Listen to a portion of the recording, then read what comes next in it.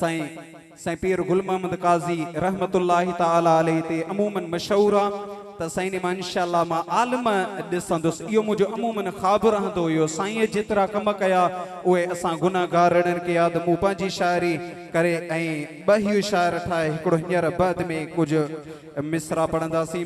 शाइर फरमाए थो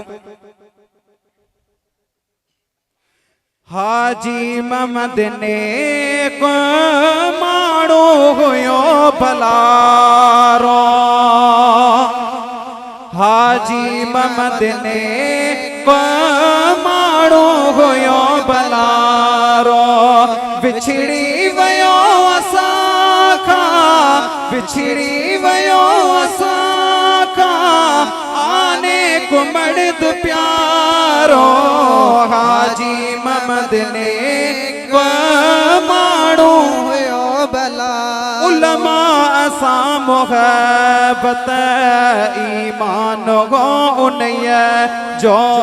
सचन सां प्यार उल्फत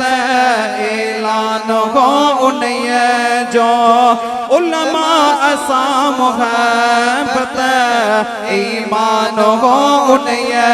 जो सचन सां प्यार उल्फत ऐलान हो उन्हीअ जो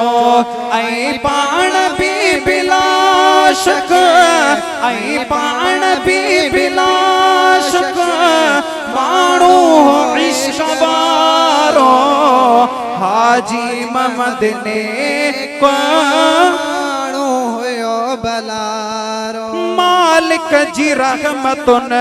में चहूंदो इनायतुन में हाँ अब्दुल कदीर ताहिरी हूंदो हु जन्नतुन में मालिक जी रहमतुन में हूंदो इनायतुन में अब्दुल कदीर ताहिरी हूंदो हु जन्नतुन में छो जो जन्नत भी आहे गेरी जन्नत भी आहे गेरी जाते मज़ो आयारो हाजी मोहम्मद ने को माण्हू हुयो भलारो नारे तकबीर नारे रिसालत नारे तहकीक यादूं अचनि थियूं ॾाढियूं तुंहिंजूं साईं नेक मूरा दुआऊं बि तोखे ॾियां पिया तुंहिंजा अज़ीज़ प्यारा यादूं अचनि थियूं ॾाढियूं तुंहिंजूं साईं नेक मूरा दुआऊं बि तोखे ॾियां पिया तुंहिंजा अज़ीज़ प्यारा पुटड़नि खे बि कराए वञ बचड़नि खे बि कराए वञ दीदार साईं नेक प्यारो हाजी मोहम्मद ने को माण्हू हुयो भलारो हाजी मोहम्मद ने को